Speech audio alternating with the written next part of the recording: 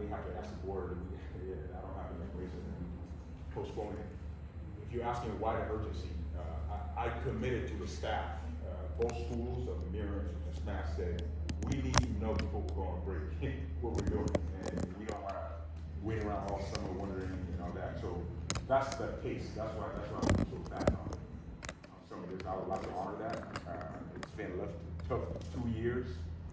Summers of being occupied the last 2 years, just for lesson planning and dealing with COVID and all that. So I want to give them a break.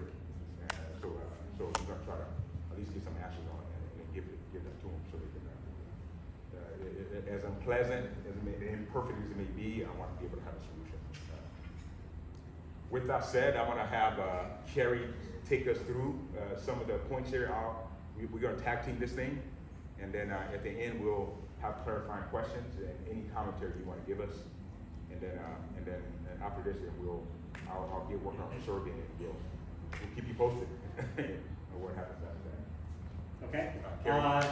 Well, you actually covered a lot of the things in my first slide, which is fine. I'm going to try to not use the microphone, but if you do need me to speak louder, just put your hand up or wave at me or something, and we can definitely do that. So the big question, the big comment or takeaway from where we are with the building is that to repair it, it's going to take some time. It's going to take a couple of years. How many years and what exactly, we're still working to figure that out. And while we work, we at least need to move some, if not all, of the students off of that campus. So that's really the challenge. Now, what I can say is that based on all of our current evidence, the students and the staff would be able to stay in the buildings. There are certain buildings that we have that from everything we know at this moment, are appropriate to stay in. We use that word as opposed to safe. The scientists keep saying don't do that. It's like that's, but it's whether appropriate or not appropriate. And I will say, this is new news, we did testing, air testing a couple weeks ago of half of the campus. We did find in all of the rooms, so there's not really a standard you test to for mold or environmentals like that. What it is, you test to a relationship to the outside air, because mold is everywhere. When you're outside, when you're inside, you're breathing in some mold. It's about the accumulation and how much you're taking in. So we always balance between what's in the room as opposed to what's out of the room. So when we tested at Muir and Smash 2 weeks ago, what we found was in all of the rooms except one, the air levels were the same or better than outdoors. And that's what we'd found for many years of testing. We did find it in one room, and we found some elevated levels, and we did find some visible mold in that space. We've moved the students out of that room. But we just did a test of the rest of the rooms on campus, and I just got the raw data back from the lab this afternoon, and all of those tested clear. So all of them were at levels at or below what was outside the outside air. But we know that we have water intrusion, and we know that water intrusion potentially creates environmental issues. We know that it has potential erosion of the structure of the space, so we have more that we're going to need to do.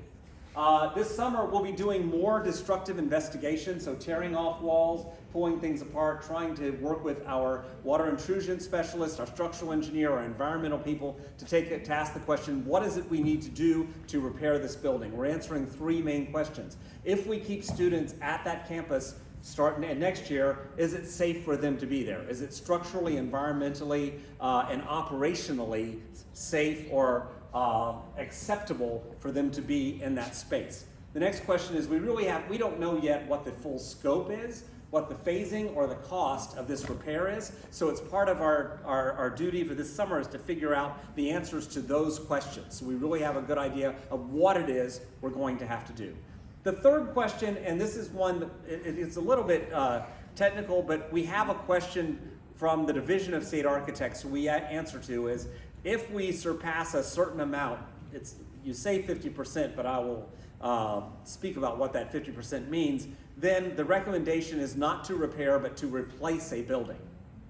Now, the challenge is that 50%, it starts off and they say, well, don't go to 50, start at 40, just in case you find extra things while you're working, but then take off all the money you've recently spent on the building, and instead of the amount it cost us to build a building in Santa Monica, use the amount it cost out in like Bakersfield, Fresno, someplace like that. So there's an interesting threshold that we might hit rather quickly about a replacement rather than a repair.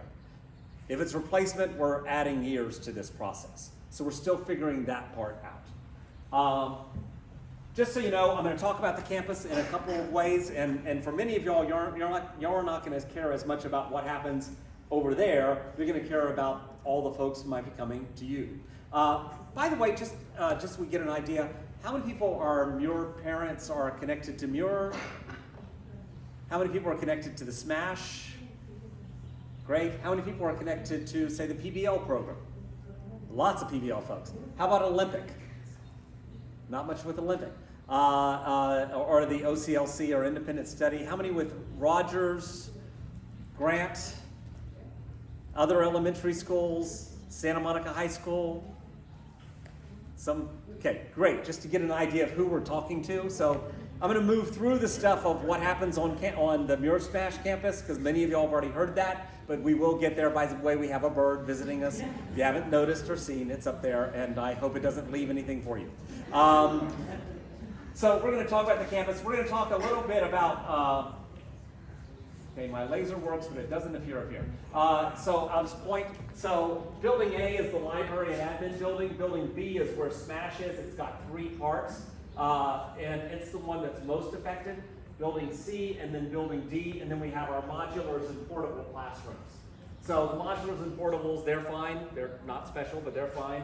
But the other ones we do have water intrusion in all of the buildings, but it's more severe, particularly where we have second floors. So that makes like building B is a little more between building B, A, and C, and a little bit on this edge of building D is where we're having the problems. Just to say, if you didn't read the slide, I mean, we've done things. We've done deck improvements. We've fixed windows. We've repaired roofs. We just cannot solve this, and that's where our intrusion specialists basically tell us that when the building was made, when they wrapped the stucco on it, they did not properly do the water intrusion. Let me say, because I know we keep getting this question, back in the 90s, when it was built, there was a lawsuit against the architect and the contractor, is my understanding, and that for whatever reason, and I've not been able to determine why, the district lost that lawsuit.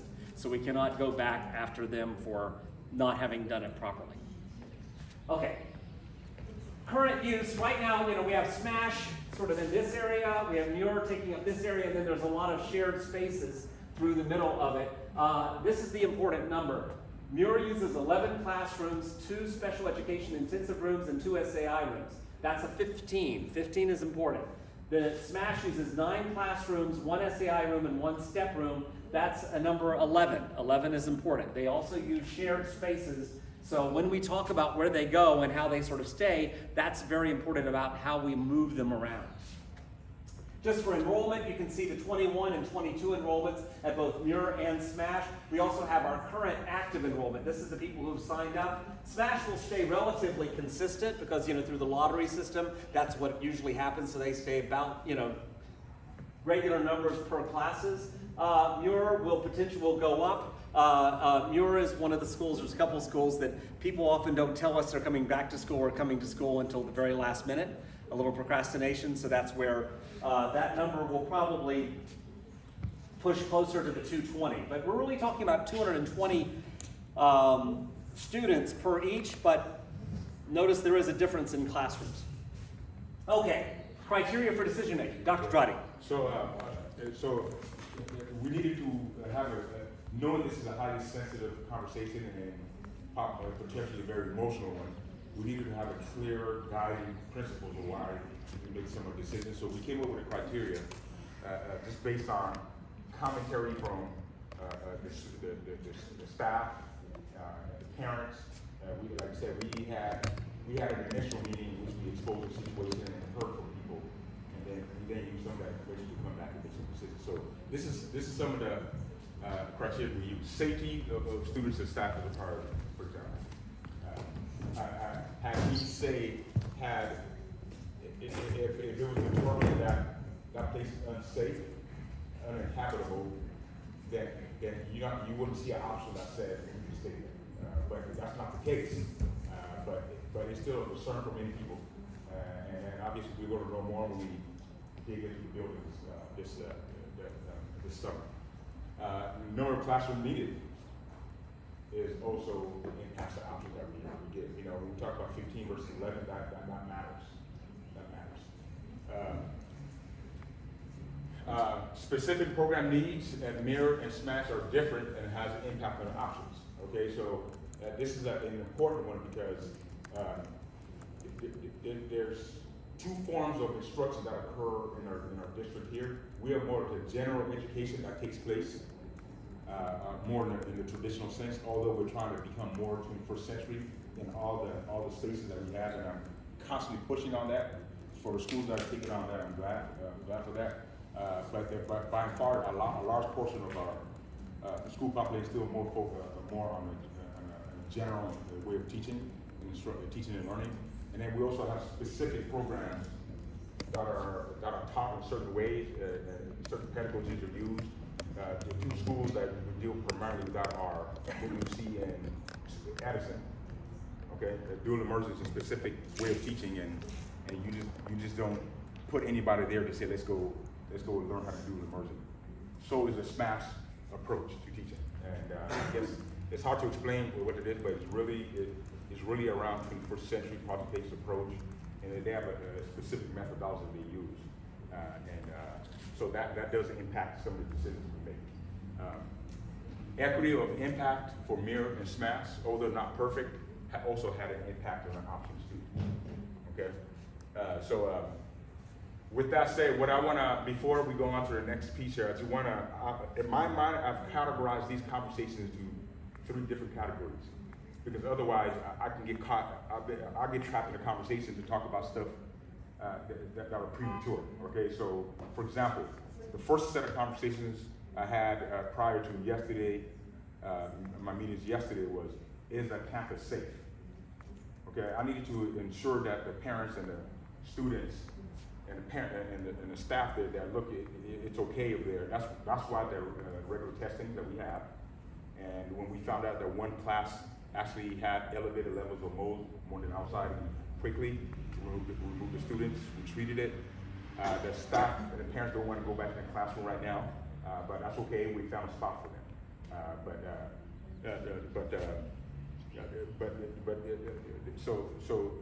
I lost my train of thought, sorry. Phase 2. Yeah, so that was phase 1, everybody's safe. So phase 2 is where we are right now. What do we do for 22-23 school year? Okay, I need to completely stay focused on that, and that's where you're gonna see the options today. So the conversation, I'm hoping, stays there, but I also know people are antsy, or gonna wonder, what are you doing with that campus after 2 or 3 years? And you realize we have there will always be, I wanna make sure it's clear, there will always be a neighborhood school where a campus is, okay? The phase 3 conversation is whether we're gonna have 1 or 2 schools there. Okay, there will be a neighborhood school, but we gotta have another conversation later on. And that's gonna come, I'm gonna be very transparent about that conversation, but I think we need to, it's gonna have to be a community conversation we have. And is that the entire moral scope of all of your criteria for decision making? yeah, there's a bunch of them, but I needed to find some things where I can just easily communicate and be clear about when I talk to my staff, when I talk to the principals, because this isn't just me thinking. I've got a team of folks thinking options and all that, and we needed some kind of guidance to help us move forward. So we have too many that need to be difficult. Yeah. The one I just don't see that I was hoping would be part of the consideration is equity of impact on the other schools. Yeah, we can do that. Yeah, yeah. I can definitely. Yeah. Although I didn't write it, that is heavy and all. That's why you guys are here. That's why you guys are here. So I should have probably noted that as well. Okay. Okay, I'm going to go through a number of options. First off, I want to say is there is no great option. There's no one that everybody goes and says, that's great, that's it, everything's perfect. All of them have challenges. We're going to go through all of them and just sort of let you know. And some of them I'm going to talk about that we've pretty much sort of moved off the table because we know they don't work for various reasons. So we'll go through that. First off, just simply is Muir and SMASH stay on the campus while we do the construction. That's one choice. Another choice is one of them stays and one of them goes. We have two options there. And then the fourth idea is everyone clears and goes off the campus. But then we have to talk about where they go. So I'm going to talk about just number one, plan one, just because we had to ask this question. What happens if both of them stay on campus? Well, we need to bring in portable classrooms so we could work on one of the main buildings at a time. It would take us between 6 and 12 months to bring in the first building, to bring in those portable buildings. We have to follow the Division of State Architects and what they tell us to do, where there's no snapping your fingers and making it happen. Everything has to be done in a very specific way. Everyone would essentially have to stay in their existing classrooms through most of the year and then move during the year or move in August. What's great is this is a lower complexity. It only impacts Muir and SMASH. We floated this idea. This is where the portables would go. Some of them would go on the basketball court, some of them in the field, and we've counted up how many classrooms and where everything goes, and we've looked at this option. And just to say, for the most part, what we're hearing from everyone is this is not an option that works. This is not one that the families are in any way satisfied with, or the teachers are satisfied with. Yeah. Initially, I have to keep my ears to the ground, or we have to keep the ears to the ground. Obviously, initially, no, but now there's a rumbling, maybe, so that conversation takes place. Maybe we might be able to consider that.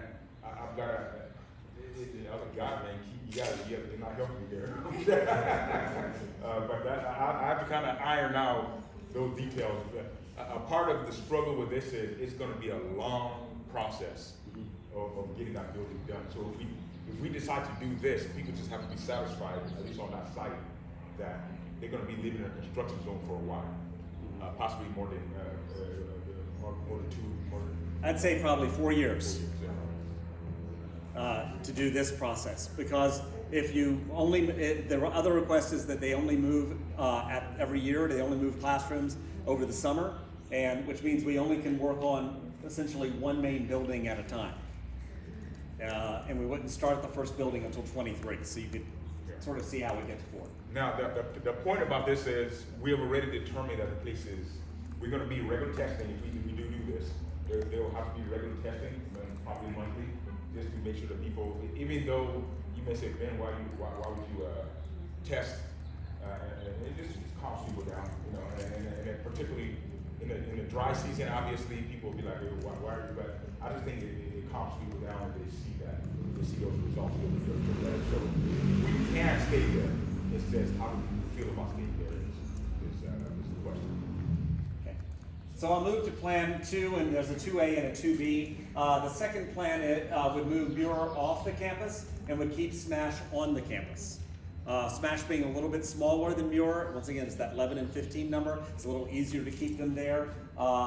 And we have several options where Muir goes, and SMASH classrooms would initially move to building D, and then they would move over to building B once that was repaired, and we continue working our way through.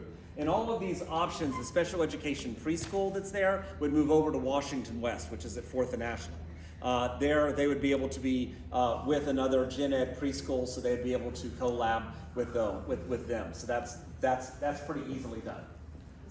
Just to say, we move them around from the B building down to the D building, and then we work our way around campus. We'd be able to segregate the work area while we worked on each of these. Now for Muir, we've looked at 4 main options initially, and just sort of mention those. One was that we move the kindergartens through 3rd grades to Rogers, and the 4th and 5th to Grant. We would keep the class, and we first look at keeping the classes intact, which is we'd have there'd be Muir classes and Grant classes, or Muir classes and Rogers classes. We'd also keep the families together, which is if you had a 2nd grader and a 5th grader, you'd go to one of the 2 schools. This idea, first off, we don't have enough classrooms to do this at Muir, at Rogers or Grant. But also, all of our principals, everyone who ever taught an elementary school principal said, this is not a way to run an elementary school. It will not work. This is like jets and sharks. This is not it. So we've pretty much rejected the A plan. The B plan was similar, but we moved K through 3 to Rogers, 4 to 5 to Grant, but we blend the classes. So all of the kids from Muir go into the Rogers classes, and we split those up, and we bring the teachers over from Muir, and we sort of do that, and same for Grant, also keeping families together as needed. This is a viable option. We've looked at it with our principals, and it is something that potentially would work. Let me just add to that. For those that are wondering, well, I used to walk my kids to school to Mirror, and now you're going to ask me to go to Rogers or Grant. That's X amount of blocks. What we're committed to do is provide transportation from Mirror to those schools. Now I won't be able to say go pick students all over LA. I won't be able to do that. But if people are used to coming to that facility, they can have a bus there, and then you transport them. So we're committed to do that. I'm curious why Roosevelt was being considered since it lost over 200 students during the pandemic. I'll address that in a moment. Okay. The next choice would be that we would allow for intra-district transfers to all elementary schools on a first-come, first-served basis. Option focused on filling the classrooms. This could work, and we would, any of the 5 other elementary schools, not including Edison. Edison already has another program in how we sort of have students go there. But yes, Franklin, Rogers, Grant, Roosevelt, and McKinley, because we do have room and space, some room and space in all of those. This idea has been pretty much tossed out also, just because it feels like the Muir community just gets scattered to the winds, and that doesn't quite work. So the next option we looked at was move most of the students to Rogers through an intra-district transfer permit process, up to 550 students, and that's a number at Rogers. We've been over that in 2015, 2016, 2017, so we'd sort of put a cap on it at around 550. The other 50 to 75 students would be blended to other schools, so they would have an intra-district transfer. So if they wanted to go to Franklin, McKinley, that would be an option.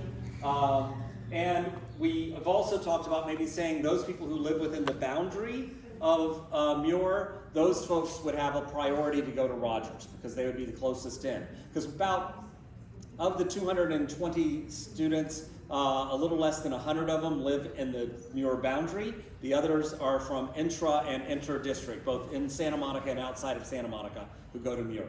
So that's one way we would look at doing that. To address the question about, go back to option B and D include us saying to the families, you're being inconvenienced, you are a priority to go to any of those transfer schools. So what we've done so far with student services have not approved inter-district transfers yet, because I need to settle the situation mirroring and transfer. So that group takes priority. So we're in a survey you'll see we're going to ask the question, would you consider transferring within the school, and in which school, and you name it, and that'll give us some numbers to say, okay, this X amount, we're going to go there, and then if for example, I get 30 at Franklin or something, I would go to this piece of Franklin for these students, and then that would be the first group. And then there's room left over, that's going to open up for our particular school. So that is going to be open. The option number D that you looked at is really about trying to maintain the core of the Muir families together. All the teachers, everybody goes to that site. It'll be blended to the experience at Rogers, but we think that's key. This is a response to the Muir family saying we don't want to work with. I personally like that, but I'm saying it's not about me. There are other options that I guess what other people are going to say about it. Just to say with Will Rogers, the proposed enrollment for 22-23 is 382 students. They have about 6 to 8 unused classrooms, not unused, but available. And the enrollment in 2015 was 564. That's why we look at moving potentially 160 students of Rogers to Muir to Rogers. And we have the principals of both Rogers and Rutland and Grant here too, you know, they want to be a part of this, but they've been a part of the deliberation. They're very happy to welcome the families. I don't know if you guys want to say a comment or two, but not to put you on the spot, but. No, not at all. Hi, I'm Principal Grant. If students come to Muir, they will be our students. Of course, we want them to keep their identity. We'll blend them into our community. Our PTA presidents and our families are already going to throw the parent mixer right now. Well, good. But I don't want to make light of it. I mean, this is a big, serious thing for families down at Muir. Losing your school for a little while is you know, it's a big thing. So we're sensitive to that. I don't know how many people will end up at Grant, but our doors are open and we're ready to welcome you all. So look, I don't know, are any of you here? A couple of you over here. We're ready to welcome you. Yeah, we're a little farther than I'm not here to sell you. But it's a pretty good school, I would say. And if you go to Grant, I'll give it to you over there. I'm Ryan Burke, principal of Rogers. I second Christian's comments. We pride ourselves as a school on being a community. It's a part of our name. This is a challenge, yes, but it's a very solvable challenge. And just like Christian said, staff, parents, family, the community at Rogers will come together to welcome whoever we need to into our community.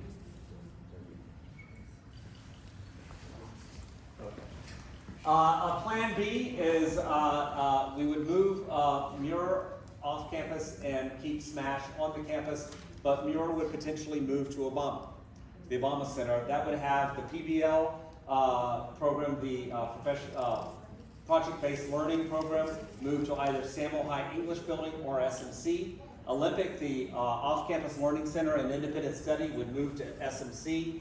SMASH classrooms would move to Building D. SPED would move to Washington West. This is one of the options. We've taken a real deep look at this. Muir would fit back on the old Muir campus as they are currently. They'd be a little tight, but it would work. There are some challenges there. There's no real play area, playgrounds, play structures. We don't have a kitchen. We'd have to solve how food is provided. But the challenge is with PBL and Olympic moving, we've been asked, how about the city, or how about this space, or how about that space? Could you move kids there? We are required to have students only in what are considered what's called a Field Act approved building.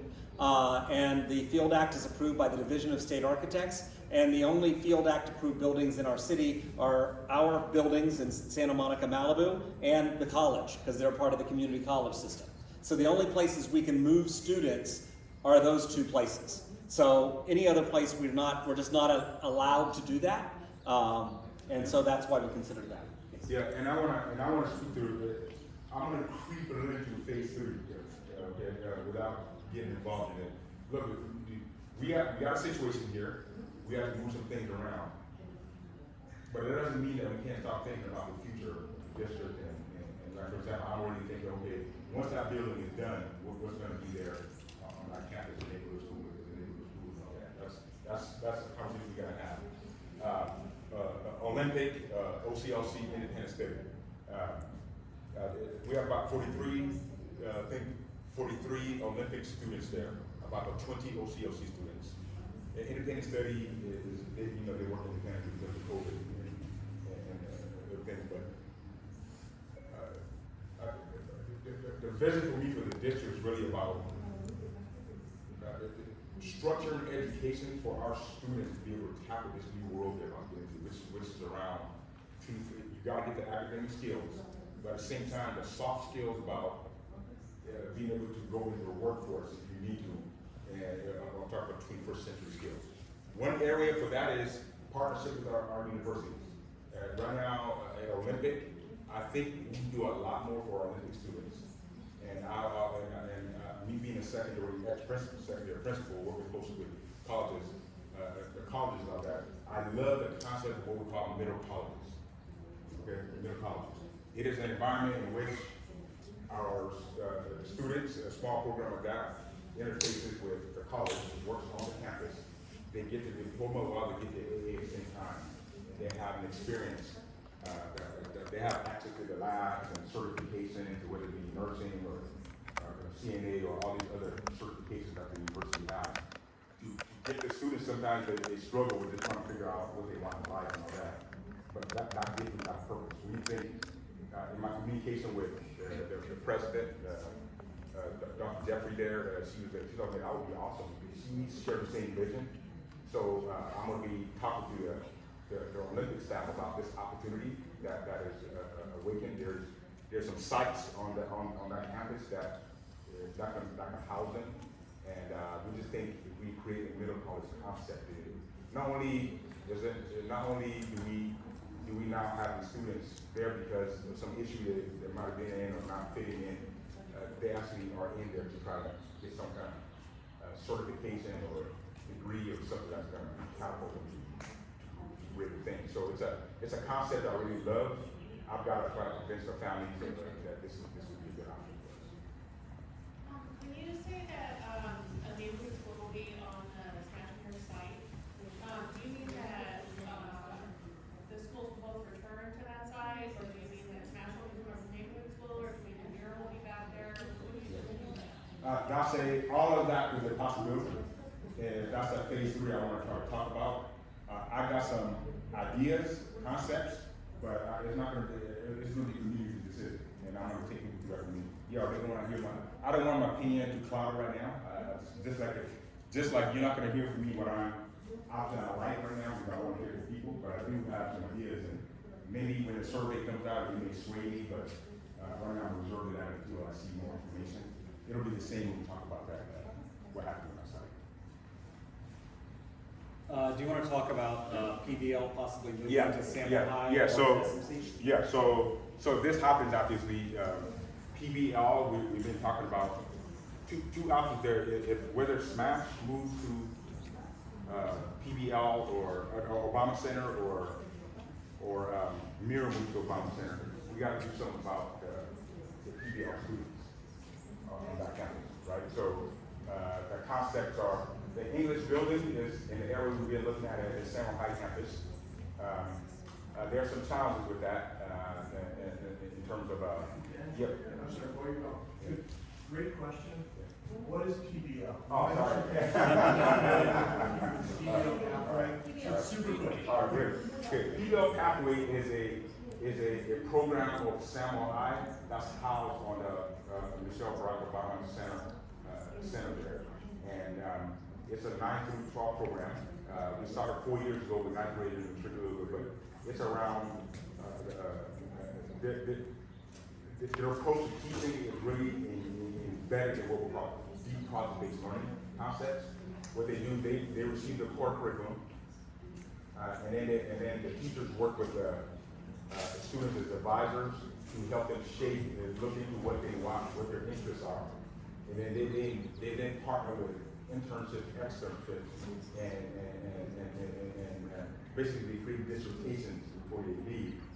But the whole concept is that they use their interest, they learn their core curriculum, they use their interest, the staff helps them align it with mentors outside, they go get experience, and it's a great opportunity. They have a lab, an innovation lab there where they can create. So what you see a lot of projects where they're creating issues, they attack issues in the world, and they try to solve those projects. So that's what's on the program. It's an infancy still stage. I still call it infancy stage. It's a great thing. It's a great thing. We needed to stand still, and I'm part of the calculus that we have is how do we ensure that it continues to grow. And because I would love for that kind of concept to continue to expand in our district. So there are programs similar to that we're creating at Samuel High. If you're thinking, oh, I don't have access to that, why don't I have it? You can still get in there. And in fact, we have some of the staff here. But the point is, Samuel High is going to have something similar, but it is different. So moving this program to that program, what we have to try to understand, moving to Samuel High campus, what we have to try to make sure that they have a different bell schedule than Samuel Highs, and the mixing of students, it may cause some confusion and possible frustration. Hey, why do we get to do this? How come they get to go do internships and we're not? That kind of stuff. So it can become issues. So those are the things that we're looking at, but not that we're not going to do it because of that. It's just we have to be cognizant of that. So we could move PBL to the English building up there and try to make it work. And I'm still in the conversation with Dr. Jeffries also about a facility on the SMC that could possibly house the PBL students there also. I did have a chance to talk to PBL students today. I went in there and talked to them.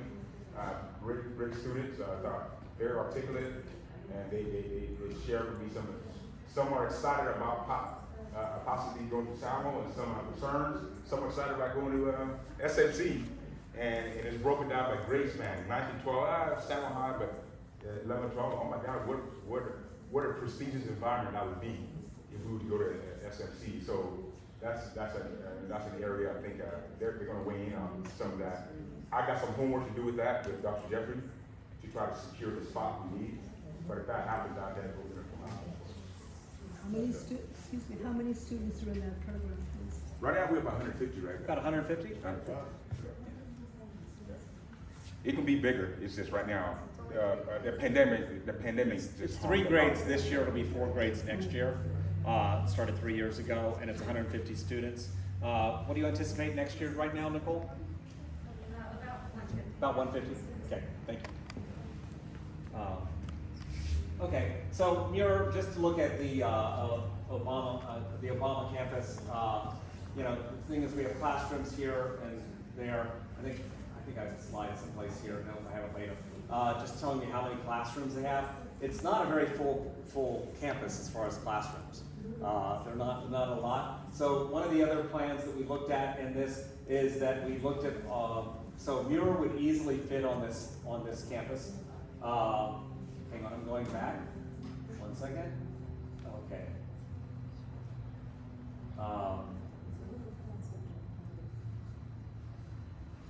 Sorry, we've redone this so many times that I'm now a little, yes.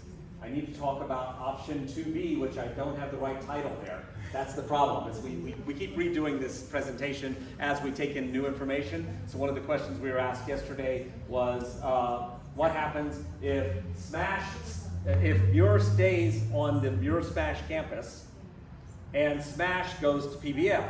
Then PBL could either go to Samo High, could go to SMC, or could Smash and PBL be both on the Obama campus? I've been looking at that this afternoon along with the principals. I just have to say it's a little tight. Actually, it's a lot of tight. To me, it doesn't. I can't see it yet that would actually work. We have some concerns around that. We still have the concerns of there's no kitchen, we don't have outdoor play area, play structures for the younger kids. We would be blending the older and younger kids, high school kids with kindergartners on the same campus, numbers of restrooms, but a lot of it just comes down to I don't think we have enough classrooms to pull that off. But we are looking at that. That is one of the options that we are considering. And then plan 3, which is we move everybody off of the Muir Smash campus. And whenever we look at that, then Muir would go to Rogers, Grant, or some would move Smash off campus. Okay, sorry, this is where, sorry, I redid this as I was in another meeting just before I came here, and it's just messed up. I'll have to just listen to my words, not to my slides.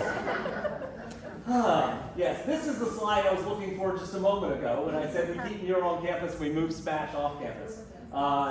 You know, as good as I am at multitasking, I'm not that good at it. So we did look at putting Smash and PBL on this campus. It does get a little tight. The 4th plan, which was the 3rd plan, is that we move everyone off campus. And Muir, and that means we can speed construction. We don't have the worry of having people on the campus at the same time as we're doing construction. It does mean that Muir would go to Rogers, Grant, other elementary schools, as we discussed a few moments ago. Smash would move to the Obama Center. The project-based learning cohort would move to Samo High, SMC. Olympic off-campus learning center, independent study would move to SMC, and preschool would move to Washington West. This is everybody moves. Challenge with this program, and among other things, is we went from impacting about 450 kids to impacting over 800. It's a big move for the campus. It's a lot to do in 10 weeks, which is the length of our summer. Let me go through this really quickly just so y'all see what this is. So right now, this slide now belongs earlier, which says what is on the Obama campus right now. Adult school, I haven't mentioned. If we put either SMASH or Muir on the Obama Center, adult school has to go somewhere else because the chairs will be too small. It's just that simple. Chairs too small, move the adults. They go to Lincoln, Adams, Samuel High, still to be determined. If we put SMASH, you know, there's plenty of room except for the no kitchen, but SMASH and, so 12 classrooms, you know, it's at, you know, remember I said 11 plus, you know, in the earlier things. There are 14 classrooms on here, but PBL needs 6 classrooms, so that's where you start going, we don't have enough classrooms. Every way I count it, it doesn't work, even when we use auxiliary spaces like the computer lab, smaller computer lab, music room, science rooms, it just doesn't really quite work. If we move PBL to the English building, I'm almost done, then we can take questions. If we move PBL to the English building, we would clear out most everything out of the English building except for the PBL program. What would remain is a few student services classrooms, you know, so we have some other student, but it wouldn't be any regular classrooms. So it would be pretty much reserved for the PBL, and we'd also have the theater, you know, we use the Humanities Center for the theater space. So the theater classrooms would be the only regular classrooms on in that space. They pretty much take that over, create a little outdoor area for them, but it is what it is, it's that space. If they were to move there and they were to stay there, they'd get to stay there for about 2 years. Then they'd probably move to the business building, which right now we're incubating the academies, and we also have the media and visual arts there while we're building the new exploration building. Then as soon as they spend 2 years there, then they probably move to language once we finish the library, which is probably going into the admin building. So there's a lot of movement, there'd be a lot of steps because there's lots happening and planned at the Samuel High campus. Just at Olympic, we're really focusing on these little finger buildings, the PSS. They're about 40, 50 years old. They've been used for a lot of different things. Right now they're set up for classrooms. They're very nice. They also offered us this little area which they call the Pico Village. It's a bunch of old portables. It's not really where we want to be. If we wanted to be in portables, we have other options. But that's not as pretty. But we'll see what else they offered us, what they can offer us, and what they can make work, because we're not sure we have enough room, or they have enough room that makes sense for both programs to move to SMC. And that's where we are ready for questions. Dr. Drati. So the challenge for us right now is to try to distill a survey that people are able to understand these different mazes. So we're almost there, but after it goes to translation, we'll say you know, she's the one that helps me clean up some of this stuff in translation. But if we go, we'll probably send it out tomorrow, and whether we close it on Saturday or Sunday, I'll do daily reminders. Hey, fill this out. We need the answers, so we can. Yes, question.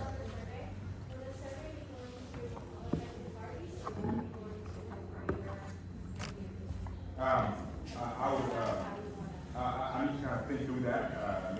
Maybe today. I know for sure it has to go to Muir, SMASH, PBL, Olympic, Independence. For sure those populations. I guess I'm trying to see is there worthwhile going to grant around yeah. And then I guess the question becomes, what would if you were from Rogers or Grant, is that information worthy somehow? Well, I mean, we're going back to the list of criteria. First of all, I want to commend you guys. I know this is a lot for having to deal with at the end of the year and just coming out of the pandemic. I know you guys have been working so hard. I'm sorry that you're in this situation, so thank you. I'm a former Roosevelt family, a Grant family, and a Jamestown. Okay. I've got so many questions. All mute us. Yeah. We're just hearing about it. Some of you have been living with it for a couple of weeks. Yeah. So we have lots of questions, and we do have, I think, important input. Yeah. And I did ask the question earlier about Roosevelt. I lived on that campus for 4 or 5 years. It's huge. Yeah. They have the physical capacity, it's a great school. They have the physical capacity, they lost 200 students. Yeah. So I believe, they just count, the classrooms are there. I don't think the proximity is that much farther than a Grant and maybe Rogers. If you're offering busing, that solves the transportation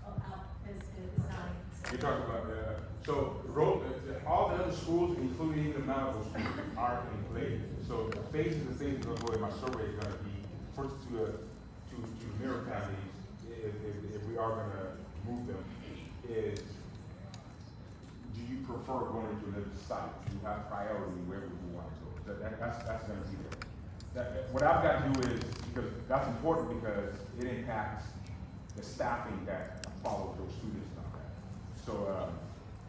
So let's just say 30% say, hey, I want to go to Roosevelt. At first we got to see if there's space there for 30%, and if there is, then the 30% I would be with the students here follow that.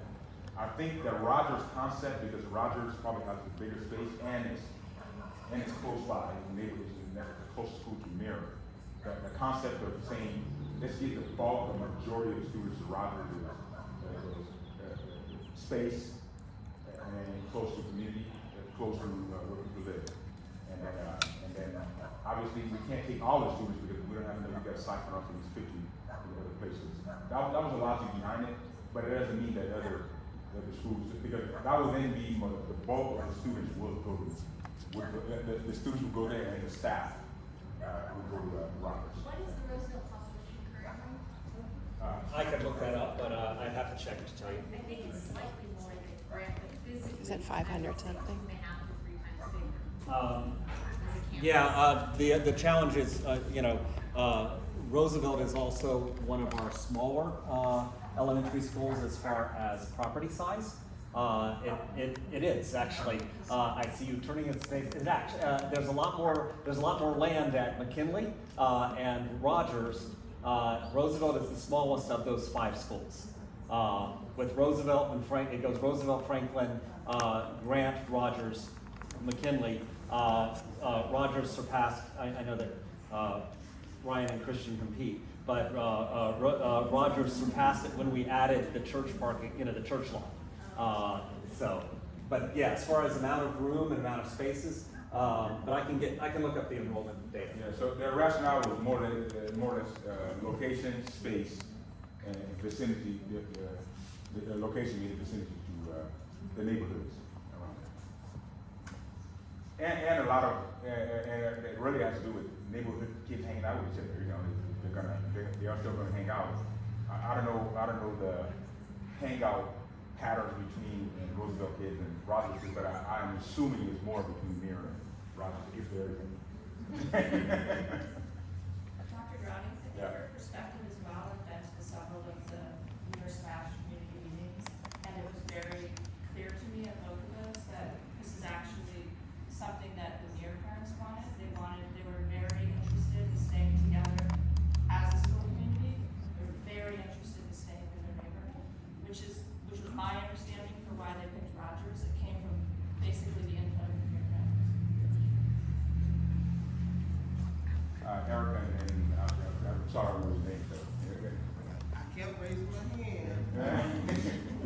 But what I want to say is this: what I think this is not a positive situation for any of us. This is not something that anybody chose. It's things that just happen. This is life. Somebody messed up a long time ago. They're catching the problem now. Now it's time for correction. But what I can appreciate out of this, the one thing that I can say to everybody here that we should all support is that Muir and Smash are very adamant about community, about staying together, about supporting one another. And they actually really just wanted to all move together in one big, but that's not something that's feasible. You know what I'm saying? I don't think that we have a school site that can fit and accommodate the entire campus. So unfortunately, as hard as it is, somebody's gonna have to separate. You guys are gonna have to figure out how to have some things where you guys can have a community come together, whether it be picnics or whatever, or Zooms, something that you choose to be together. Because that's what I heard last night, because I was at last night's meeting. And that was the one thing that I could really applaud you guys on, is that you were adamant about staying together. Okay, so in that spirit, all of us in this room are part of that community. We're all in the same school district. So in the support of Smash and Muir, we all should try to come with a solution to this, to help the superintendent, because what superintendent wants to deal with this? Straight out, nobody wants to deal with this. This is a mess.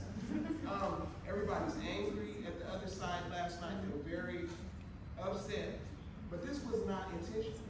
He came in after the fact, not before, not 25 years ago when this happened. So we have to put that in our perspective and build our community back up and figure out a way that we can all give our input in a constructive way so we can move forward for our kids, because this is the main focus. We're here for our children. So please take that in mind when you make your comments. Thank you. Young lady, start off with that. What's your name? Well, my name is Laura. I'm a parent of a PBL student. I think there are many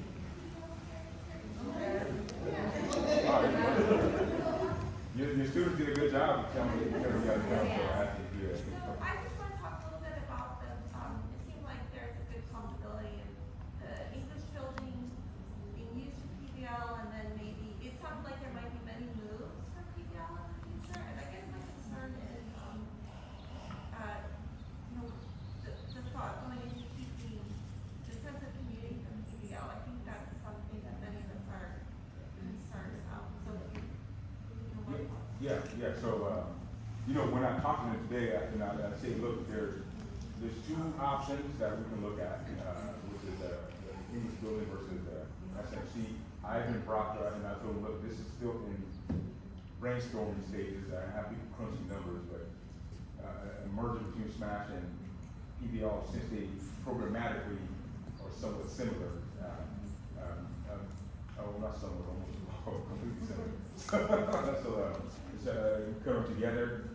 I thought that caught traction, at least for the students, but I just don't know how SMASH folks would feel about that because of space and all that. So yesterday, I think I ran it by a couple parents on my way out, and they're like, hey, that might work. So I just got to see, you know. Either way, they say if that is it, then if that is it, it solves a lot of the issues you're talking about. In fact, it can end up, because it's the same concept of teaching and learning, it can help your showcases, showcasing the work you guys do with your school projects and all that. People can see the progress from kindergarten over to high school, and it makes it beautiful. So I don't know if I have space for that. There's no space for that. Yeah. Right, I mean, if you count, all you're doing is counting classrooms. Yeah. Right, you don't have the space. I was talking to Jessica, poor Jessica's in somewhere in Europe, so I told her I can't bother her for a while. But she gave me some aid. I said, look, I talked to her, Mrs. Nikki Davis here, look, just put your imagination out and don't let the perfection impact your decision. But if we start using the library, this, that, and this, spaces can't work, this is an exercise. They did some things that, yeah, can I put bodies there, but the functionality of it, we're not sure. That's why Carey said, Mr. Upton said he has to look at the movement, and they have to go look at the movements, and they say that's not it, then we got to go back to original plan, either Samuel High or now, my concerns, and I told the students this, is there's a reason why we didn't build that at the Samuel High campus, because I'm used to knowing how these things work when you have a program, innovative program like this here, in this other culture that's more traditional. This culture, unless it's very strong, it can easily be eaten up. So that's my concern. And the students identify that. So that does make me nervous. If we do this, then we would have to really have a conversation with our site about why this program exists. Not all students need a traditional way of teaching. In fact, this concept works for a lot of students. And I think, so we keep beating ourselves over this whole concept of the achievement gap. I think it has to be an engagement issue. How relevant is instruction? How relevant is learning? And so on. So I don't want to. We have a good chance to make this thing grow. So I need to continue to grow. So that's my concern about that one. But is that insurmountable? No. It's a matter of having a conversation over there and saying we need to make this work. So I don't know who's next. So the corner over there. Yeah.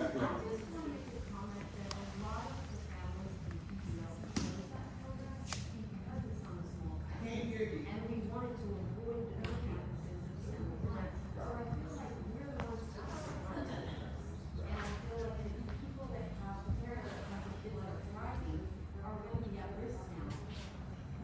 I feel